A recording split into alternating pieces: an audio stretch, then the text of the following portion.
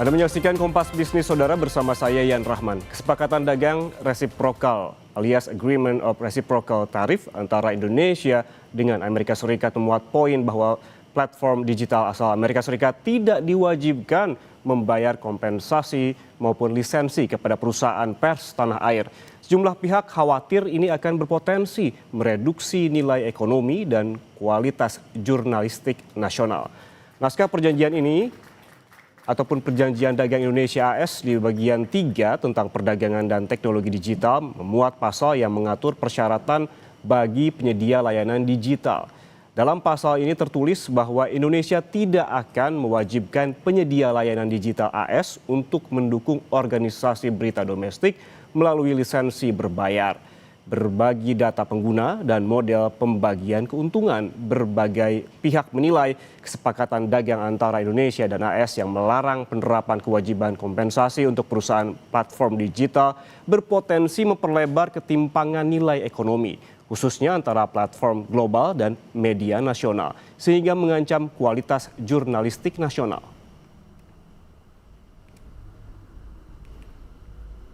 Lalu saudara, sejauh mana kesepakatan dagang RI dan juga AS yang di dalamnya memuat poin bahwa platform digital asal Amerika tidak diwajibkan membayar kompensasi maupun lisensi kepada perusahaan pers tanah air berpotensi mereduksi nilai ekonomi dan kualitas jurnalistik nasional? Kita bahas bersama praktisi pengembangan media Helena Rea. Selamat pagi waktu Indonesia, Mbak Helena. Selamat pagi Jakarta.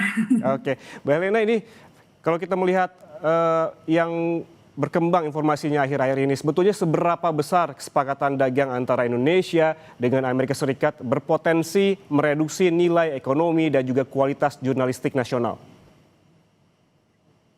Ada dua layer yang bisa dilihat kalau pertanyaannya seberapa besar dampak dari reciprocal agreement ini terhadap jurnalisme Indonesia. Yang pertama dari sisi bisnis. Nah, secara bisnis ini kan berarti platform, kata lain ya dari peraturan yang ada di dalam pasal 3 ini, bahwa platform akan mendapatkan seluruh keuntungan dari kerja jurnalistik yang dilakukan oleh teman-teman media di Indonesia. Sebagai contoh, Kompas melakukan liputan berita yang ke daerah-daerah itu atau melakukan liputan investigasi itu mengeluarkan dana, resources, dan seluruhnya. Dan begitu itu disiarkan melalui digital platforms, keuntungan yang dihasilkan dari produksi yang dilakukan oleh teman-teman di Kompas itu tidak bisa kembali menjadi keuntungan digital, ekonomi digital yang bisa melakukan menjadi keuntungan berputar buat Kompas, tetapi itu justru diambil karena iklannya melalui digital platform. Begitu juga dengan produksi ya, proses produksi itu juga kalau dari data, misalnya data audiens yang ada dari Kompas itu pun akan semuanya bisa diambil dan menjadi hak milik dari digital platform. Itu yang pertama. Lalu yang kedua dari sisi kebijakan dan proteksi kesehatan informasi atau health information ecosystem yang ada di Indonesia.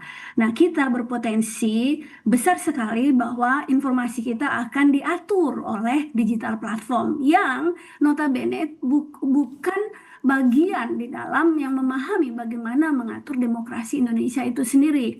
Nah, media Indonesia itu merupakan bagian dari ekosistem proses kehidupan berdemokrasi di Indonesia. Jadi ada dua persoalan yang justru akan muncul kalau enforcement dari regulasi ini benar-benar dilaksanakan. Dengan dua hal tadi, 2 poin tadi, artinya secara sederhana ini mengancam keberlanjutan industri pers nasional, begitu? Betul. Jadi ancamannya itu adalah bahwa ya ini pelan-pelan mematikan media dan juga industri media itu sendiri, dan terutama mematikan jurnalisme yang ada di Indonesia. Karena media itu hidupnya juga dari bisnis kan, nggak bisa juga kita running produksi, running dari studio seperti ini tanpa ada tanpa ada dukungan finansial. Karena dukungan finansial fondasi untuk bisa menjalankan sebuah bisnis. Dan Oke. itu kemungkinannya. Ekonomi yang menjadi fondasi yang patut dipertanyakan dalam kesepakatan ini. Dengan adanya kesepakatan dagang antara Indonesia dan juga Amerika Serikat, pasal 3 yang kita bicarakan soal perdagangan digital dan teknologi, Ya. apakah artinya niat dan kemampuan negara untuk menopang pers nasional yang independen patut dipertanyakan, Mbak? Ya, itu sudah jelas dipertanyakan. Yang pertama, pada tahun 2024, persisnya tanggal 20 Februari, itu Presiden Jokowi menandatangani Publisher Right yang mendukung bahwa yang mengatur sebenarnya platform harus paling enggak memiliki niat baik untuk mendukung jurnalisme berkualitas di Indonesia. Itu yang pertama. Lalu ada lanjutan proses dari dengan terbitnya Perpres itu, bahwa sebenarnya mekanismenya udah mulai jalan, ada komite yang didirikan, sudah mulai teman-teman media itu udah mulai melakukan konsolidasi dan negosiasi kira-kira seperti apa progres atau pembagian keuntungannya itu langsung dengan platform, dan platform sendiri terutama Google itu sudah menunjukkan niat baik bahwa mereka akan mengambil bagian di dalam proses Kepres ini gitu. Itu waktu itu bagus sekali sebenarnya, progresnya udah ada. Tetapi dengan adanya reciprocal agreement ini itu menganulir sebenarnya apa yang sudah diatur di dalam Kepres 32 tahun 2024 itu. Artinya bahwa kan kalau kita bicara tentang mana sih sebenarnya yang paling kuat, kalau kita lihat apakah publisher rights yang diatur dalam Kepres ataukah perdagangan internasional dengan tekanan internasional seperti negara adidaya Amerika, tentu saja tekanan internasional itu akan lebih kuat dan kemungkinan bahwa publisher right itu bisa dilaksanakan itu kecil sekali gitu, dan di situ ancamannya. Mhm. Seperti yang dibahas saat ini terkait juga sebelumnya ada Perpres begitu. Berarti ini kondisinya akan kembali seperti awal begitu sebelum adanya Perpres publisher right atau hak penerbit ini.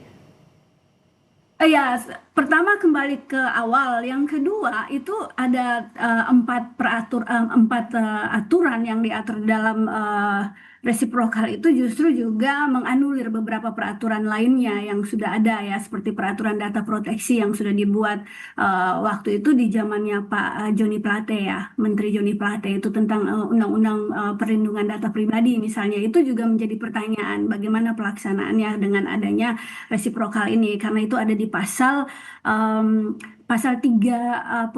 ya di dalam peraturan agreement ini, karena melarang ada lokalisasi data. Nah, sementara lokalisasi data ini justru menjadi currency dari digital economy.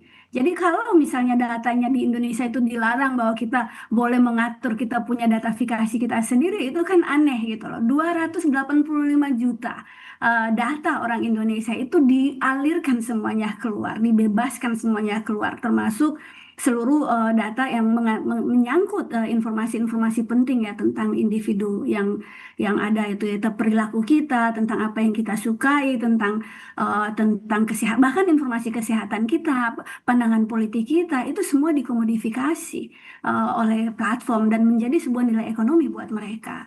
Sementara itu bagaimana proteksi terhadap individunya itu juga tidak diatur. Jadi tidak ada pengawasan terhadap itu yang menjadi permasalahan dan Mhm.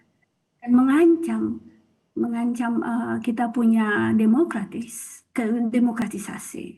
Oke, berarti memang proteksi secara pribadi juga patut dipertanyakan.